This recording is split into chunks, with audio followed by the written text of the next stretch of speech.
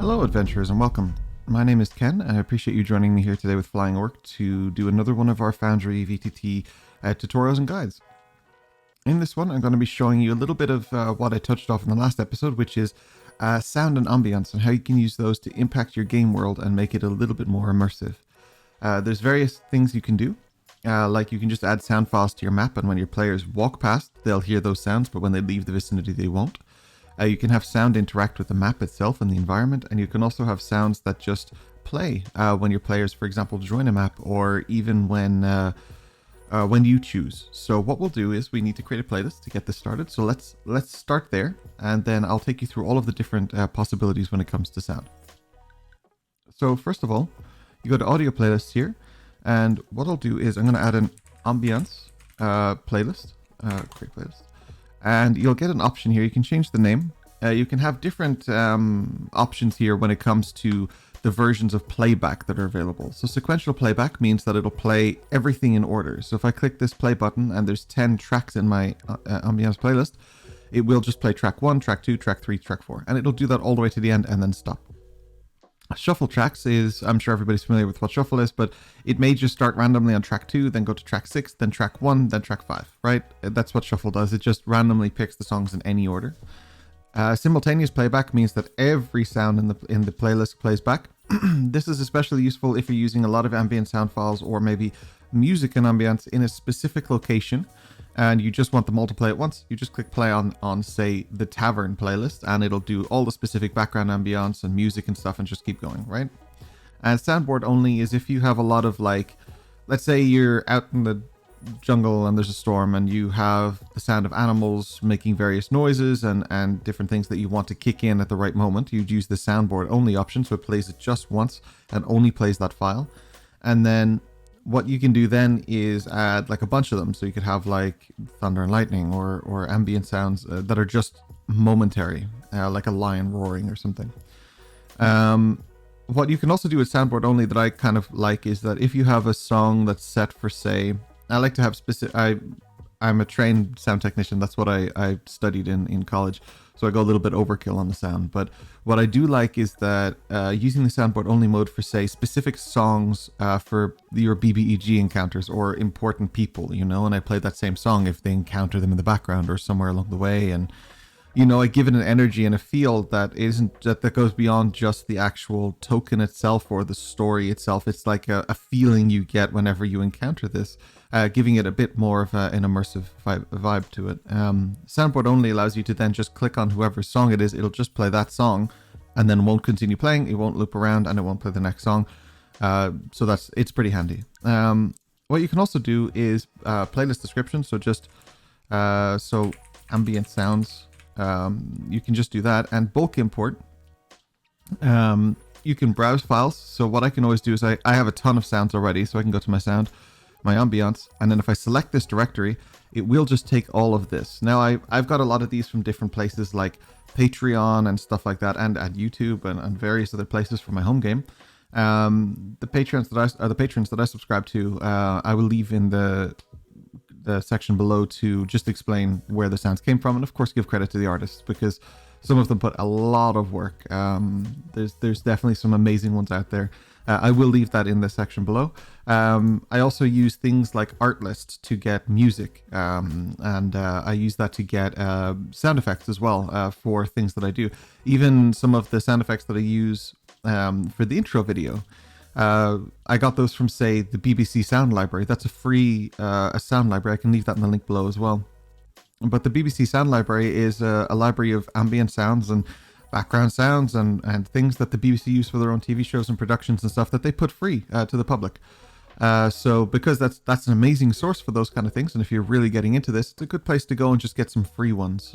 Things like Artlist, obviously they are subscription based, but it allows me to do things like the music on this YouTube video and stuff without getting demonetized, which is fantastic. But for the ambient sounds, I will credit the artists below and stuff like that as well. So for the moment, what we'll do is so let's take for example a fire, right? So I know I've got a fireplace sound effect, and this is what it sounds like. So it kicks in and it starts this little crackle of like fire. This is the example I used in the last video, so that's why I just thought I'd use it here. What it allows me to do is I can hear my sound files here, and I usually do have them on. When a player comes into the map, I could just do that. I could just right click it and click preload sound, meaning that it'll start loading for all the players, the same as you can do with maps.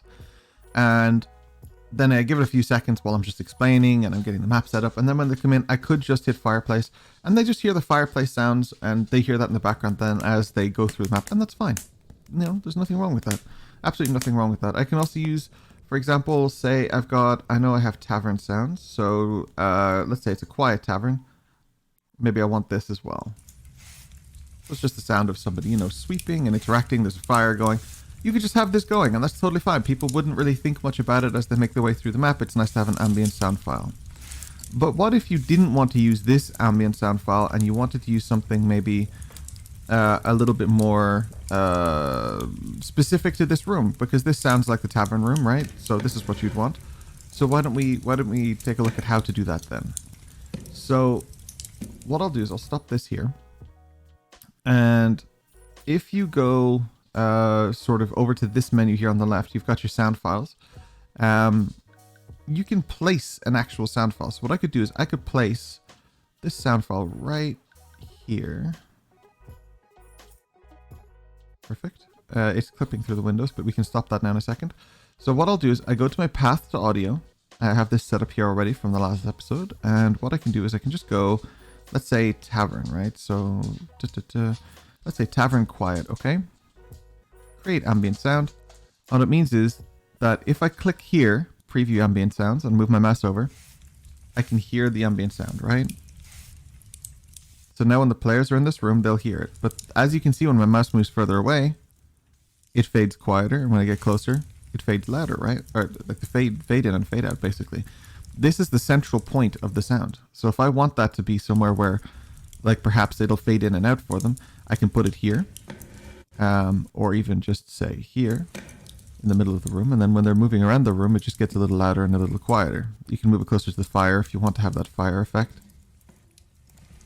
And then as they move around the room, the ambient sound kind of fades in and out. Now, why is that useful? Let me show you. So for example, if we open our door here, okay, what we can do is, this is strange, it's actually bugged out. Do I have two doors here? No, I only have one door. That's strange. What I'll do is I'll set this back to default. So it's a door. I will set it to closed, wall direction, both. Everything else is normal. Okay. It's just bugging out and showing me a bunch of doors. That's Foundry sometimes. That just happens. But okay. What we'll do is if you take the ambient window here, for example, sound restriction, we want that to be normal. We don't want any sound to go through this window, okay? Just because it's an invisible force doesn't mean we don't want our sounds to be restrained to or constricted to this room. So what we do is we set them all to normal. And that means that when somebody walks past the window from the outside, they won't just suddenly randomly hear noise. They'll actually hear, excuse me, there we go. They'll actually hear whatever's outside, whatever the outside effects are. And I can show you how to do that as well. So if we do sound restriction normal, we don't need to worry about the other rooms for the moment. What we can do is we can pop in here. This is interesting. All right. What we can do is we can take our sound. We turn on the preview again. You can see that, okay, it is going through here. So I may have accidentally clipped a wall. Let's take a look. Where's this going wrong? So sound direction, sound restriction should be normal. That's fine. Is it this window here? Sound restriction should be normal. So Foundry is just acting up. That is fine. It's very strange. Okay. Well, either way, the players shouldn't be able to hear it when they go outside, and I'm sure when I refresh Foundry in a moment, it won't show this stuff anymore either. But effectively, you can see what I'm talking about. It has blocked the sound here. Now, there are sections here. What you can always do is just create a duplicate of this one here and say one here, and that'll fill these sides as well. But for the moment, I'm just showing you that you can set this up. You can also just move it down a little bit and get this to minimize so that when they stand here, it doesn't just suddenly block out the sound. But now basically what will happen is if I take my Reno Jackson here and put him down and we open the door. Can we open the door? We can't open the door. As he walks up, he starts to hear what's inside, right? And as he gets inside, now he can hear these sound effects of what's going on in this room, right? And if I had a bunch of just commoner tokens in here, people wouldn't think much about it, right? They're just sitting there, they're just eating, you know, doing their thing. And so as it moves around, stands on the tables for some reason, his sound effects are playing. And as he leaves, the sound effect does stop. Now, if he can still hear it from here, but that's okay. If I bring Reno up here, he won't hear anything as he walks past the windows. You see that? But if I had left the sound restrictions off on the windows, as he walked past each window and stood here, he would have actually heard the sounds from inside. Now, if you want that to happen, that's perfectly fine too. Emulate an open window or emulate whatever. But for me, I like to have it so that when they go in, it feels like the sound is actually playing for them, right? So that's just it. That's kind of just part of the immersive feel. Now, like I said, you can always go in and sort of play an ambient sound if you want to. So like you can just play those sounds and it just start them and stop them as you wish. But for this takes a bit more resource power, but I do think that it's a much better experience for your players to walk into the room, feel the energy of that room already by being there. By having this sound playing, for example, my party already knows, okay, there is people here, there's not a lot of people here, we should be careful what we're saying, but we might have a bit of privacy. If I was to play a different tavern sound, like for example the crowded tavern, what would happen is they would know, okay, there's a bunch of people in here, it's really loud, and so like we can't really talk safely in here unless we can talk quieter in another back room or something. And so it alleviates a lot of the questions of like, tell me the effects of what's in the room, but they can still ask you like, who's in the room? Are they paying attention to us? Do their inside checks and do their whatever, you know? It's just a nice vibe though. It's just a nice feel. Sound itself, it isn't too complicated. Now you can also make like, let's say, I don't know, just music, right? You can also make a music playlist and you can always add, for example, I have my music sorted by different things. So if I take, I don't know, let's say, I don't know, Celestial, right? I'll add the whole Celestial playlist to our music. That's fine. And then if I take the Heavenly sound, for example, what'll happen is the music will start playing. That's from Artlist, I believe.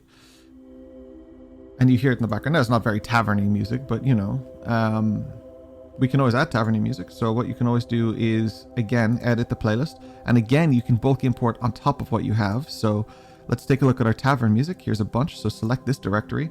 Poof, there we go. So I still have my Heavenly here. I still have my Celestial here. But I also have a bunch of music that's related to taverns. And if I take something like Fantasy in E major, we can pretend that that there's a band playing in the tavern. And there you go. So tavern music just playing. Now I can also do the exact same thing as I did here, right? So I can always bring in, say, a sound like that. And if I wanted to put, for example, let's bring that down a little bit. If I wanted to put, for example, my Fantasy in E major, the same song we're playing, if I wanted to do that, say put that here, and then I wanted to put a musician that's playing or a bunch of musicians playing there, I could do that. And then when Reno walks in, he walks in, he hears the music. There you go. And as he walks away from the musicians, it gets quieter. So maybe they want to sit at a quieter table, like over here, but still hear the music. Or maybe he wants to just leave and not hear the music at all. You know? So it's distinctly possible to do all of these things and create that element that brings it more to life. You can even take things like the fireplace sound, for example, like that we had, and just put it on torches. I mean, for me, that's a little bit overkill, but you can always do that if you want to. So if you did that, you could put, say, a 5-foot effect radius, take the, so I'll go back to my ambient sounds. I'll go to my fire. If I could spell, that would be great. There we go. I'll just take fireplace. And what I'll do is I'll put up a constraint by walled volume easing. That's the sound of moving in and out. If you don't want volume easing, you can just turn that off.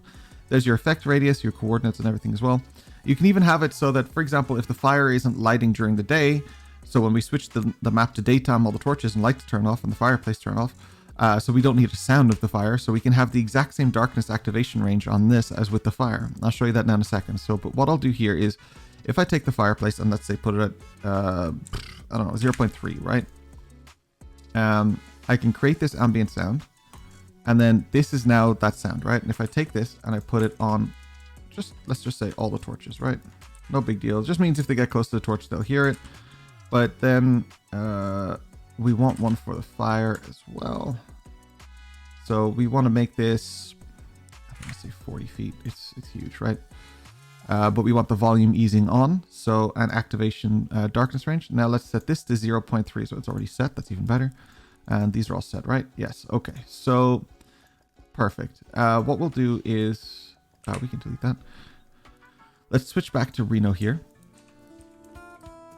He's hearing the music still, which continues playing even though I'm the DM and I'm not hearing it. It doesn't matter. The players still hear it, right? Which also is really useful if you're trying to get a specific energy for multiple players in different rooms as well. But what I'll say is that if we switch this to daytime, you'll notice that the crackling has stopped. So the only crackling that's still there, actually, let me get rid of this tavern and let me get rid of this music for a second as well. Let me switch. These are all set to mute. Why are they set to mute? Oh, because, sorry, that's right. So they've set to mute because we've set this to daytime, right? So now Reno hears nothing. You hear that? But the fire is not lighting either. Torches aren't lighting, fire's not lighting. So we don't need the ambient sounds. But if we go back to nighttime,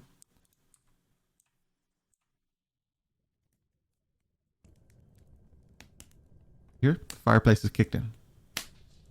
And there you go. It's as simple as that. Realistically, when it comes to sounds and ambient sounds and stuff, there's a lot of customization ability when it comes to actually using the sound files with the combination of, say, lights, for example, light sources, or different effects. Like maybe you hear certain sounds at day or night, or maybe you just want to put a sound in and maybe you want to have it like this, but you don't want it to, like, let's say you've got a 30-second silence on the sound and a scream at the end of the sound, right? So as it goes to nighttime, maybe it hits 0.9 and then suddenly that 30 seconds kicks in and the players are like walking around and doing their own thing and talking to you and doing their normal thing. And then suddenly they hear the scream and they're like freaked out by it. They're, what is that? Like, what's happening? And that's making the mapping like more immersive and engaging. And all you have to do then is just toggle that by right-clicking it, and then the sound effect will stop. So for example, let's turn off the fireplace sound. Click on Reno. No fireplace sound. But if I turn it back on, there you go. The sound is back on. There you go. I have to wait for a crackle. I should probably use a different sound, but yeah. And the same thing works for the torches because, as I said, I put a little sound on the torches too, but as they walk away, they won't hear that anymore. But he will start to hear the one from the fireplace with volume easing. There you go. But that's effectively it. So it's not super complicated. There's not a whole lot to sound. I have a ton of playlists. I have playlists for my specific characters and players. I have playlists for people in my current campaigns, in my old campaigns, because I don't want it to cross over. I go a bit crazy with sound. You don't have to go like that. But there are a ton of ambient sound effects, particularly ones that you can get online or even just make yourself. For example, I use the BBC sound library, like I said, or any sound library that you can get your hands on. And then if you take the sound files and put them into Audacity, and then maybe take a longer sound of a jungle, and then sort of make it loop. I can do a tutorial on this if somebody actually wants me to, but you can make the sound loop and effectively then just put different sound effects in and make it sound a little bit more realistic. But if people want me to do that, I can absolutely do that. If there's no interest in it, it's a little bit time consuming, so I'll focus on Foundry for now. But if there is any interest in that, let me know. I'll absolutely show you guys how to make your own ambient sound effects using just base libraries that you can get online for free. It really makes the game more immersive to have stuff. And if you're like, for example, there's really good ones, for example, like if you're, say, on an airship, right? So you're on the airship and then it just has this in the background. That's it. You just have it playing. You put it on a loop. So you click on this button here to put it on a loop. The airship sound plays again and again and again. And that's it. That's all there is to it. You can have sounds like a little bit of, maybe there's some dripping sounds you can play over the well, or maybe there's whatever. And then whenever they're near the well, they'll hear that drip, drip, drip sound. Like, for example, I have a sound effect of an anvil that I put together using the BBC sound files. I don't know if I have it here. So the way the sound for the anvil works anyway is that I have it on a loop, and then for the anvil I'd put it down, and put a 5-foot radius on the sound. And then as the player walks into the radius zone of that sound effect, what would happen is they would hear the ting, ting, ting, ting, because I have an artificer in my game, and she uses anvils quite a lot. And because of that, it means that when she's using the anvil or using the thing, it gives her a more immersive feel of her actually doing metalwork, and then she walks away and it stops, right? Now, you can have abrupt sounds as well. I do want to just show that off as well. So you could have something like, just put this here, and let's say that it is something like, let's just take something example like the marketplace. Yeah, there we go. So let's take the marketplace, and instead of that volume using, we'll turn that off. And so what happens then is Reno, when he walks outside, he just suddenly enters that harsh sound of the outdoors, of a market or something. And you can always take this and then like Command C, Command V, and just put them like freaking everywhere. And then as he walks around, he just continues to hear that sound. That same. And there you go. I mean, that's really all there is to it, right? There isn't too many complicated features when it comes to sound. It's more the inspiration of what sounds to use. But for me, if it helps at all, maybe putting a light breeze outside would make a difference. They're outside, they hear the wind and maybe the rain or something, or even like a thunderstorm. So if I okay, this is a desert scene, so it's probably not very likely you'll get a raining thunderstorm, but sometimes maybe. So if I was to take that, put it on a loop, I like to put all my ambient effects on a loop, and then if I press play, what'll happen is it'll start raining. And so the rain and thunder sounds are on, and if I have the players just constantly on a scene with that rain and that thunder in the background, sure, absolutely. Maybe maybe I just play it from the side menu and let it play. Or if they're outside with an indoor option, I would just set a few of these thunder ones down here. Just create a few sound files with thunder on it. And then when that's done, it would allow them to be outside, hear the thunder, and when they go inside, they no longer hear the thunder. But I do have things like, for example, like roof, right? So if I have rain on a roof loop, so like maybe I would put that on the inside, and then when they go inside, they get that effect of the rain from the outside. So it continues the immersion, right? And there's things like that you can do that are just wild. Like you can absolutely mess around with sound files and come up with some really great and creative ideas and creative solutions. And theoretically, if you're doing this correct, your players shouldn't notice too much either, because unless they're really into sound, it should just feel more immersive. Now, ultimately, you can make this game, like this FoundryVTT, to be almost a simulator, like a video game.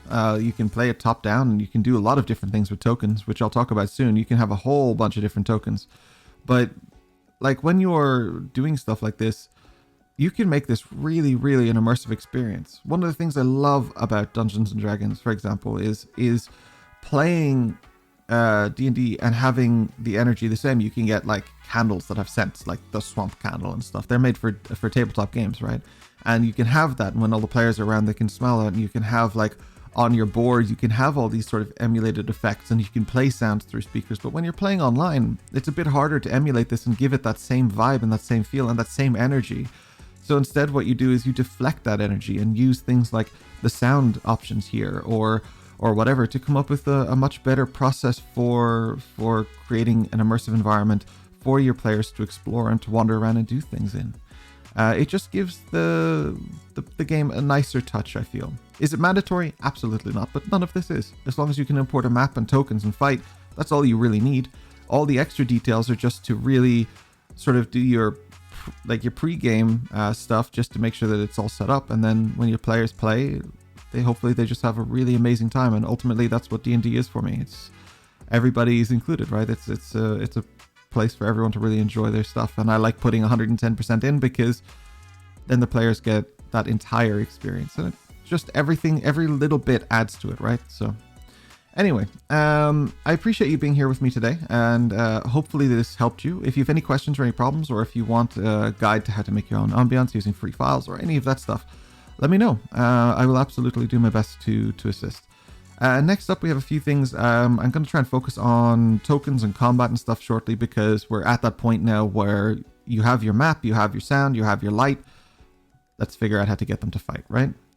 Thank you so much for joining me here today. I hope you all have a wonderful day. Take care.